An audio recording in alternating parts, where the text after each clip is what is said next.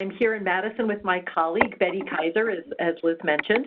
We are the co-directors of the Wisconsin Network for Research Support, also known as WINRS. And WINRS is a fee-for-service patient and community engagement center based at the University of Wisconsin-Madison School of Nursing. And it is just a delight to be with all of you today. So I really want to thank you, Liz, for the invitation, and also give a shout out to Dr. David Banks for all the wonderful behind-the-scenes support. Betty and I are just passionate about the value of patient engagement, and we are eager to share our WINRS story and the resources we've developed based on 8 years of consulting with research teams. And we definitely want to acknowledge our wonderful WINRS colleague, Katrina Phelps, who helped us prepare this presentation. So let's just start with a quick overview of what we plan to do. Let's see here. We're just trying to get our in the next 20 or 25 minutes. So we're going to talk a little bit about how WINRS got started and about the evolution of our very first service, the Community Advisors on Research Design and Strategies. We'll share highlights from our two patient engagement toolkits. That's HARPS and PAT1, and we will tell you what those acronyms mean in just a few minutes. And then we really hope to leave plenty of time at the end for Q&A about our model or toolkits or just about any other questions that you may have about the world of stakeholder engagement in research. So here's an overview of the translational research landscape when we first conceived of WINRS back in 2009. So let's just start with some of the broad issues. Well, recruitment. The longtime director of our CTSA here in Madison participated in a review of several big research centers, including the UW-Madison. And he frequently discussed the finding that 1/3 of all funded clinical trials enroll one participant or no participants at all, which is pretty staggering. So recruitment, a significant and persistent problem. And then even when people do participate in medical research, we know that study participants do not reflect the diversity of the U.S. population. So researchers are developing new treatments, but may not really know who will benefit or be hurt by them. And then the lack of diversity in research participation is only exacerbating the serious problem of health inequity in the country. So what can we do, we wondered? How on earth can research effectively appeal to a broader group of people? And if all Americans do participate equally in health sciences research, would that move the needle on health inequity? So in addition to the broad issues, there were specific challenges. First, there are just not many options for clinical trial researchers who want to get feedback or advice from patients or community members. The most common models for getting lay input, such as community-based participatory research, CBPR, they demand so much time and substantial resources from researchers. There is no easy way for a traditional health science researcher to connect with outside voices, particularly the voices of people in underrepresented groups. So given that landscape, we decided to embark on an adventure with 2 local community centers here in Madison. So with these partners, we developed a grant proposal responding to an NIH call for projects to build sustainable community-linked infrastructures to enable health science research. And we were lucky enough to receive 3 years of NIH funding. So in November 2010, with our community partners, we established 2 groups of community advisors on research design and strategies, the CARDs, here in Madison. And we think of these, and there are their pictures, as standing focus groups, allowing researchers quick and convenient access to community wisdom. We've been offering 2 CARDS meetings a month ever since 2010, and during the grant period, meetings were available at no cost to researchers. We'd like to take a minute to describe the CARDS model in a bit more detail, as so much of what we think of as the innovation of this program lies in understanding what is unique about these groups. In our experience, most researchers have a pretty clear idea of what community advisory boards are, what they look like. But the CARDS are not a typical community advisory board. So let's just walk through this table quickly to highlight some of the key factors that make the CARDS distinct. Starting with who are the group members? Well, most CABs are a mix of researchers, other professionals, and community leaders. Well, the cards are all people outside academia, all community members. Then why were they recruited?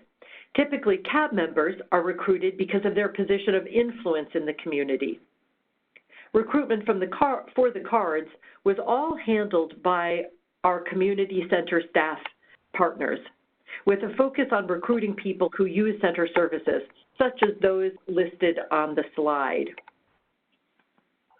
Then what does the CAB focus on? Well, most CABs have a specific issue or project focus, and our cards don't have a single focus. They can give feedback on any public or patient-facing materials.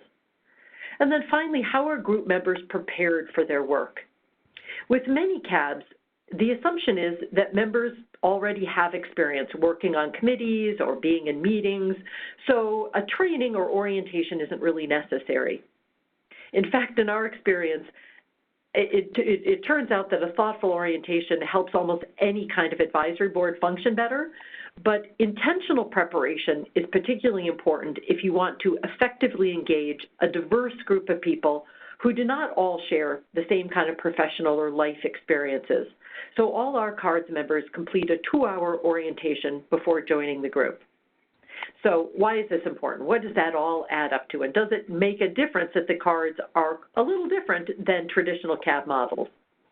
Well, in our experience, it makes a huge difference. The cards are exactly the kind of people most researchers would like to attract and retain as study participants, but have not been able to reach. The cards bring a critical outside perspective and can provide insights and advice that your academic or other professionals simply cannot. So let's fast forward a bit. We ran the CARDS program for a few years, and we got a lot of great feedback from our research guests. And on this slide, there are just 2 comments that typify the feedback that we got after CARDS meetings. And I'll give you a few seconds to read these 2 lovely quotes.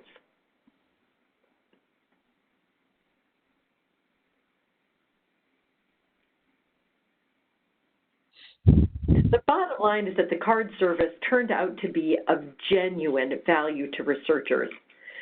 Research teams had no other practical way to get this kind of input. The cards could give useful advice on almost any kind of public-facing materials, recruitment materials, consent forms, survey or focus group questions, health education materials, websites, the list goes on. And the cards loved it. We had terrific attendance, very little attrition from the group. And they told us about how being in the group changed their opinion about medical research and about the university overall. However, all good things must come to an end, as they say, including grant funding, sadly. And we saw that that deadline was looming, and we knew we had to make some changes if we were going to sustain this unique service. So here's what we did to streamline and sustain our model. So starting with the internal elements of our transition, we reorganized as a fee-for-service consulting business, asking research teams to pay for WINRS services such as the cards. We simplified key processes, for example, providing a snack at meetings instead of a full meal, paying the cards their stipends in cash instead of by check. We expanded our marketing, deliberately networking through our existing clients. We also sought out opportunities for classroom, department, or national conference presentations. We created a website, developed a logo, PR materials, and we collaborated with our CTSA to start developing stakeholder engagement resources. We took a look at what we had learned during the 3-year grant, and we used that knowledge to develop tools and templates for dissemination. And finally, we were lucky enough to be in the right place at the right time to leverage our experience with the cards into a range of consultation services for other research teams, which leads to the external drivers during this transition.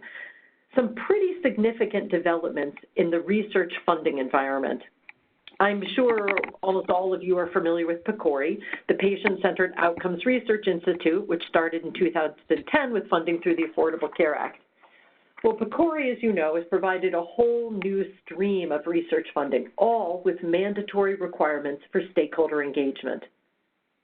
Working with patients or community members is common, of course, for researchers doing CBPR. For researchers doing clinical trials, however, The skills to work with stakeholders has not been part of their training or experience. Very few clinical trialists have any stakeholder engagement background, certainly no experience recruiting, orienting, or working with a lay advisory board. And that was just lucky serendipity for us. We had been deep down in the weeds of stakeholder engagement work for several years. And so we're able to expand our services to include consulting with research teams on their own stakeholder engagement activities. To date, we've provided consultation services on 10 PCORI-funded projects, for example. So now I'm going to turn it over to Betty, and she's going to talk about our current model and our engagement toolkits. So here's a summary of our current model. The cards are trained, standing focus groups available to any researcher who wants feedback on public or patient-facing materials. The same members attend each meeting. This is very different from a panel model where participants may vary from meeting to meeting and are selected based on their familiarity with a particular health condition. We think that having consistent membership has been a key factor in our retention of people that, frankly, some colleagues said we would not be able to recruit or retain. The cards have told us that consistent membership matters to them. They needed time to get to know everyone in the group before they were willing to share their personal opinions. We don't have term limits for the cards. 13 of our 17 members have been with the cards since at least 2012, and we have some members who joined when we started the cards in 2010. Researchers sometimes ask us if the long tenure of the cards makes them less effective as lay advisors. The answer is no. The cards meet 90 minutes a month with researchers. That 90-minute exposure is a minor event in the context of people's lives, and the experience has not turned them into academic researchers. On the other hand, long terms of service have helped people to become more comfortable contributing. Members who spoke rarely when they first joined make major contributions now. The cards are still recruited by our community center partners from community center programs. This recruitment method helps us engage people who are not embedded in the world of academic research. The cards meet monthly, so they're very accessible to research teams. Please take a minute to read the bullets about the monthly meetings.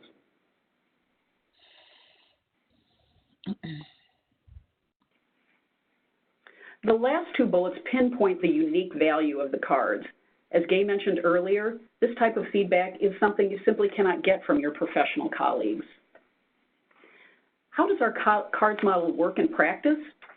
CARDS is a full wraparound service that includes support for researchers before, during, and after the actual meeting. We think about preparation for the CARDS members and for the research guests. For the CARDS, they participate in a 2-hour training when they join the group. The interactive training helps group members understand their role, develop group norms, and practice giving helpful feedback on real research materials. We offer this training periodically when we need to refresh group membership. Before every meeting, we prepare with our research guests. This process starts with a short online survey to collect basic information about the project that they want to discuss with the cards. Then we meet with the researcher to go through all the possible materials for the meeting and learn the researcher's priorities. Based on these interactions, we jointly select the materials that we'll review at the cards meeting and develop a tailored meeting agenda to make sure that researchers get specific, actionable feedback. We follow a standard structure for the 90-minute cards meeting. Take a few seconds to read these bullets, and then I'll highlight a few key ideas.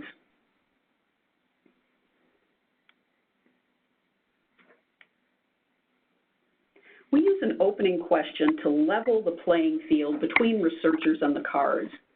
The opening questions give everyone an opportunity to share something positive about themselves. We usually use opening questions that relate to the research topic for the evening, so the questions also prime everyone for the discussion that follows. We use information from the online survey to create a brief 2 to 3 minute overview of the researcher's background and research topic. We also ask researchers to briefly share why their work matters to them. We've found that this is a key practice. When researchers share their personal motivations with community members, it humanizes them and helps to build trust. It's absolutely true that people don't care how much you know until they know how much you care. After the meeting, we deliver detailed summary reports to the research team. Our model is unique in that we deliver not only an executive summary of the card's feedback, but also revised versions of the researchers' materials based on input from the cards. When we send the final reports, we include a link to a web-based evaluation survey about the card service. Now we're going to talk about some of our other products and services. As Gay mentioned earlier, WINRS offers multiple consultation services in addition to the cards, and we've consulted with over 100 research teams on patient and community engagement. Over the course of a few years of consulting, we noticed a pattern that significantly undercut effective engagement, and that was the lack of upstream planning. So we created a toolkit to help researchers plan for patient engagement. Hard to Reach Patient Stakeholders and Engagement Guide, otherwise known as HARPS. HARPS is a user-friendly overview of our best practices in stakeholder engagement and a guide to help research teams create detailed plans to engage patient stakeholders. The toolkit name was the result of a compromise between multiple partners, and we've come to believe that this label is not particularly helpful.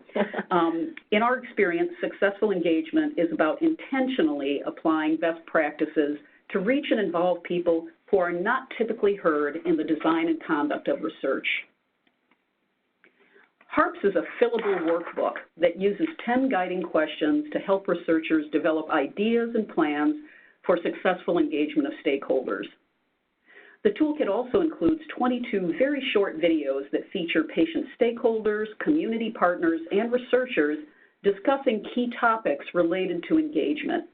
These videos are worth your time to explore, and we think you'll especially enjoy some of the interviews with the cards. Researchers who are new to patient-centered research may find HARPS useful as an overview of key steps in patient stakeholder engagement. For any user, HARPS can streamline and organize the process of developing a detailed engagement plan for grant applications. So we knew that HARPS was helpful to researchers, but then noticed another recurring issue when we were working with our research clients, and that was how to prepare patient advisors.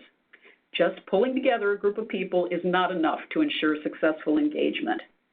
Creating and sustaining a high-functioning advisory group requires thoughtful preparation. We wanted to share a toolkit with our templates and lessons learned from developing and delivering 22 distinct stakeholder orientations. When we started this work, we more or less thought of preparing patient advisors as an educational activity that would give lay people enough background to work effectively with researchers. We applied this sort of crash course Research 101 approach for a while, and then we noticed a few issues. In meetings between the cards or other patient advisory groups and researchers, it was almost never necessary to use research jargon or medical terminology. Plain, untechnical language was actually the most appropriate way to communicate about the topics we covered in meetings. We also realized that educating lay people about research terms or human subjects requirements only prepares them to answer a few questions about research terms or human subjects requirements. It doesn't actually prepare people to share their lived experience or personal perspectives with researchers.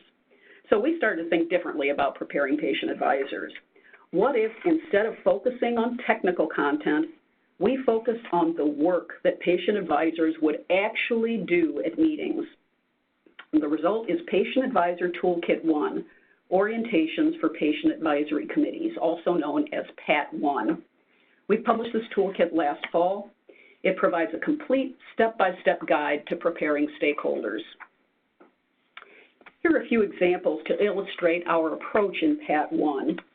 In the left column, we've listed 3 learning objectives for patient advisors, or abbreviated as PA.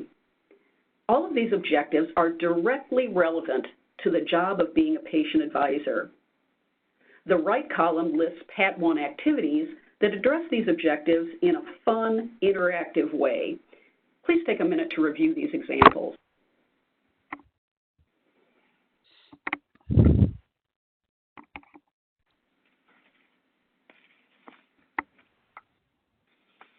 We hope these examples give you a sense of our interactive approach to orienting stakeholders to their role as advisors.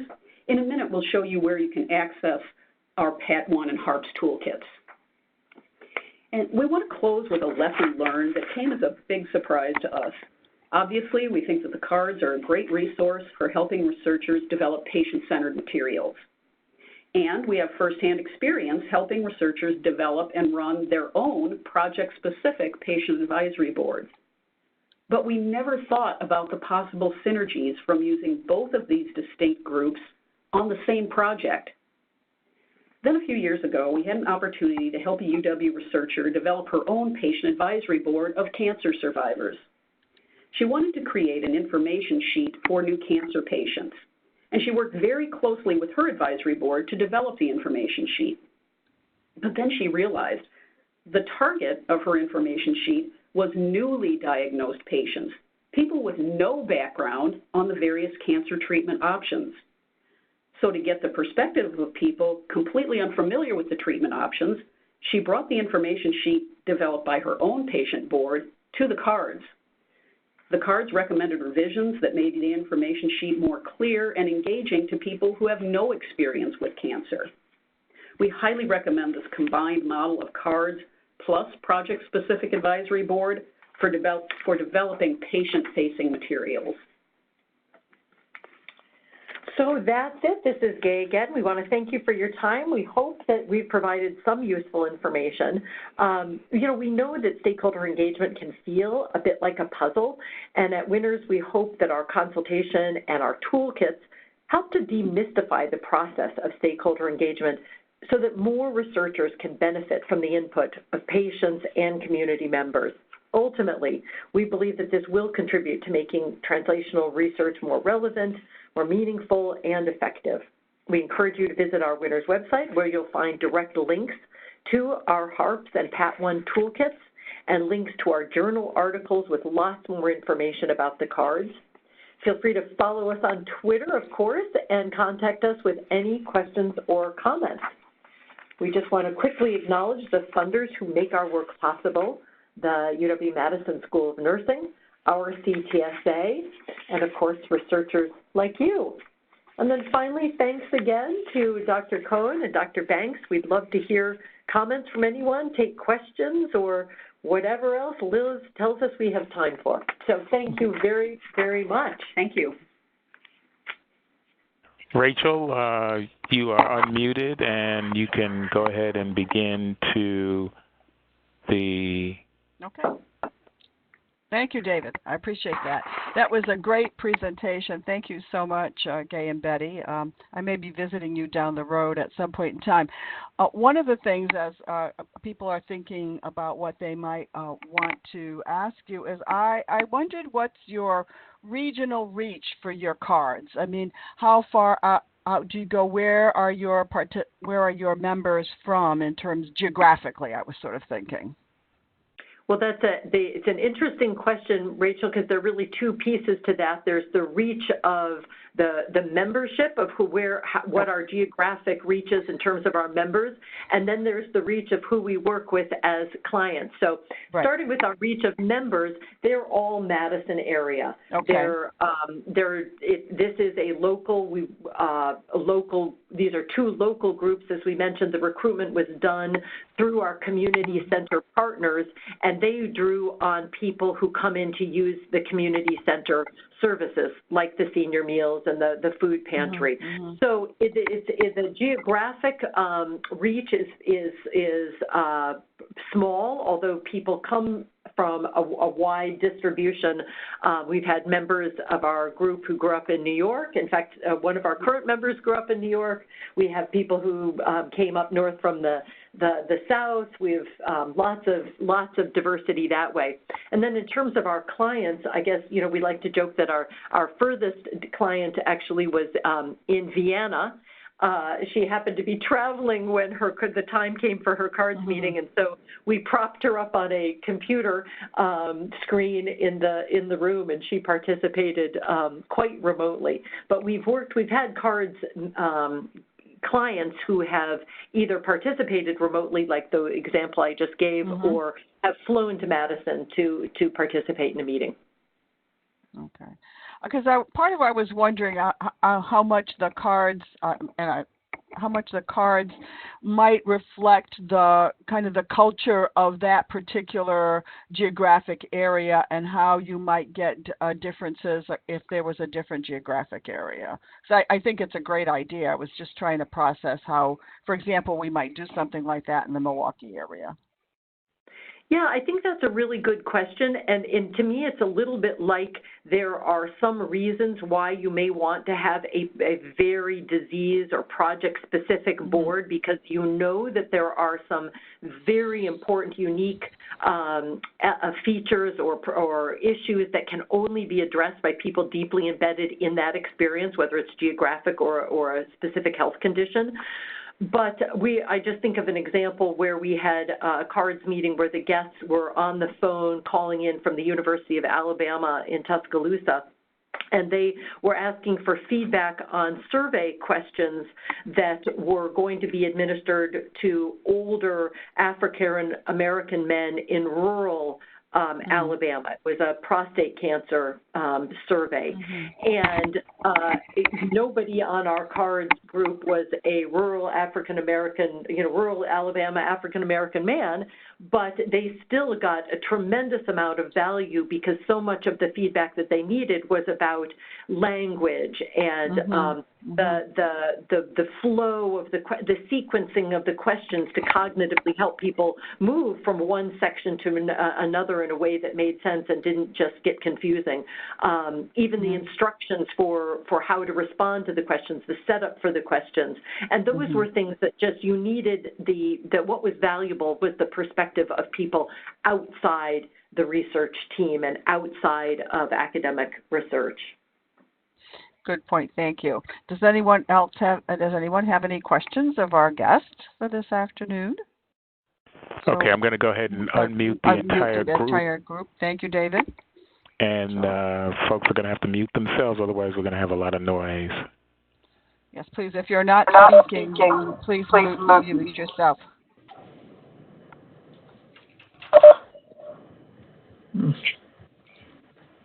It's Liz. I just want to say this was really spectacular. Thank you so much for taking the time and for doing this preparation. One question that I had, you guys can hear me, right? Yes. Okay. Oh, great. One question I had in the booklet that going forward for the hard to reach populations, were you thinking there about kind of leveling that language a little bit? Because I think, or at least in my experience here, they're and probably in your experience as well, they're actually not that hard to reach. They're right there if you just go out to talk to them. So I think we have been moving away from that here, where I am. It's on us, right? So, Liz, this is Betty. We agree 100%. It is on us, and we need to start doing what we can to flip, just to flip the way that is presented. That realization for us had been happening before we developed that toolkit, but it was a partnership, it was a group project, and, there were people that felt very strongly that the material might not reach our target audience unless we use this phrase that's just all through the literature. But what we tend to emphasize whenever we talk about HARPS is, as we did in this presentation, is we need to take ownership of that. It's not helpful to label a whole group of people hard to reach. Right. That we're the ones that are not doing the activities that could promote, more broad reach, among the populations. So, it's the fixing needs to happen on this end. Yeah. Thank you for that. I so appreciate your willingness to even engage in that. I would agree. I would agree with that entirely. And as you have found out, many times we reach them, and then we're people stay for a long time, and often we have the same thing in an advisory board that I run, where we thought about cycling people off, but no one would cycle off. And so we created other mechanisms. So I would agree.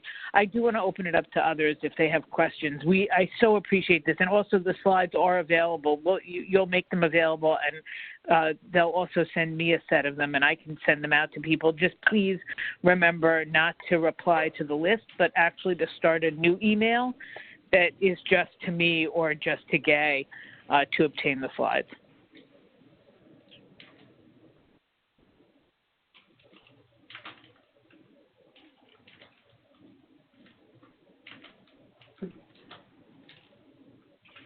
Other comments or questions?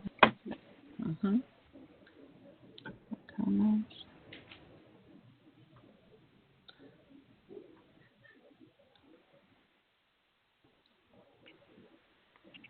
With this group, you have to be a little comfortable with silence because we do have it some of the time. So we just have to take a breath and see what happens.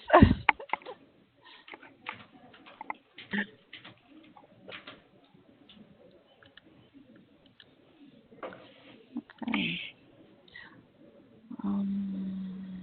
Do you others on the call have models for engaging people that are similar to this or very different from this?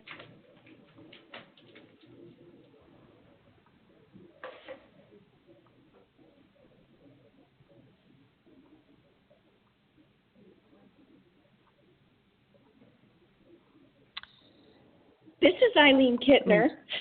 Nobody else is talking. By all means, go ahead, Eileen. Please. Yes.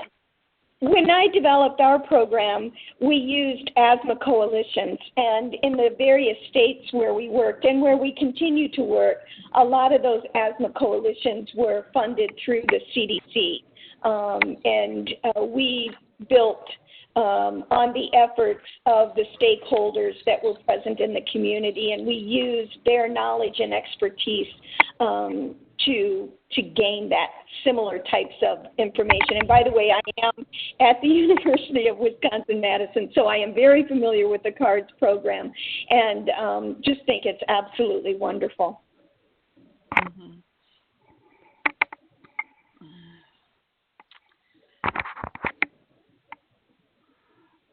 This is Rachel.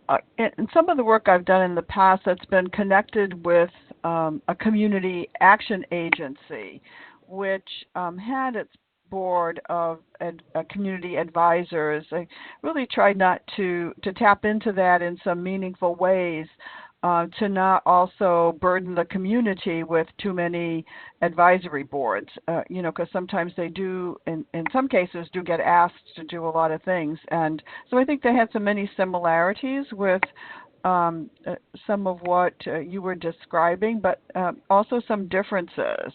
But I think it's helpful to also to look at what already exists, and if there's some way that sometimes you can capitalize on that or create an environment that you can feel free to go to those boards if you don't have the capability of creating a card system.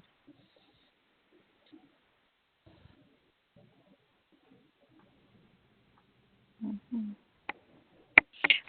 I think that's a good point, and we're actually seeing a lot of, the community is being asked to do a lot, and although we compensate them for their time, and we as well we should, I do think it's going to reach a saturation point where people are, where I think something like this would be really helpful, because we're tapping, especially people that use community leaders in some regions, we're tapping the same ones over and over.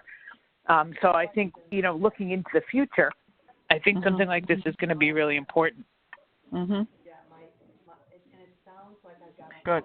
Yeah, this is. Can you? I don't know if you can hear us. This is Gay again. I just wanted to follow up on that point, because I think there is that concern of sort of burnout or capping fatigue. And one of the things that's unique about the CARDS model is that it doesn't hit the usual suspects. That these are in fact people who are who are never asked to participate in anything, whose voices are I mean, one of the things that they tell us over and over again is just one of the values that they get, or one of the benefits of coming to the meeting is that this is the first time that they've been in a setting where their opinions are solicited and that people listen to what they have to say, and that because of our practice of returning revised materials to the group, that they can see that what they have to offer, their advice actually makes a difference in the world. So there is a little distinction there. And I did just want to mention that one of the journal articles that you can get on our website is one that Betty was the lead author on a couple of years ago that describes more the nuts and bolts of the CARDS model, sort of the how-tos of the CARDS model, in case anybody's interested in that. Okay, that's good to know. Thank you. I'm sure that you'll get some hits on your website for that. Does anyone else have any other questions that they would like to ask our guests? Yes. Can you list the website again? We've got folks who want to see that. Yeah, if there's a slide, you could show the website. Go back. Let me see if I go. Yeah, there we go. Can you see it there? Yes, I can see it, so that's good. Okay. And again, we will send Liz a PDF of our slides in case anyone's interested. That's great. Okay. Well, I want to thank you very much on behalf of the group. This is very informative, and I'm hoping you get a lot of other comments as well, because sometimes happens after the meeting that people think about it for a bit, and then good to have your email addresses as well to communicate with you directly. Thanks again. Appreciate that. Well, and I'll add my thanks to that. I also just want to say, and we'll let you guys close out. If anyone's listening on the call who's in Rhode Island at ENRS, we're meeting at 12:15 to 1:30 tomorrow in 555A. This group is the Translational Nurse Science and Research Interest Group is meeting. So please join me in that room if you happen to be in Rhode Island. Okay, Gay. What were you going to say? Oh, I was just going to thank you again, Liz. It's just, mutual admiration, mutual thanking society here. So, no, just thanks to you and to Rachel and to David and to everybody on the call. We've really appreciated this opportunity, and obviously we are delighted to follow up with anyone who's interested in has questions about the toolkits or how to use the toolkits or any other questions about the CARDS model. We welcome any comments, questions, or any kind of follow-up. Great. Okay. Super. Thanks again. Please join us in May for an absolutely killer panel on team science. And we look forward to seeing and hearing from everyone then. Thank you so much, and thank you, guys. Rachel and David. Bye. Are we all set then for today? If anybody has any other burning items? You want to? Thank you, Rachel, for doing that. Any burning items that you'd like to ask? Otherwise, we'll give you back 15 or 20 minutes of your day. Thank you for joining us. Bye. Bye. Okay, bye.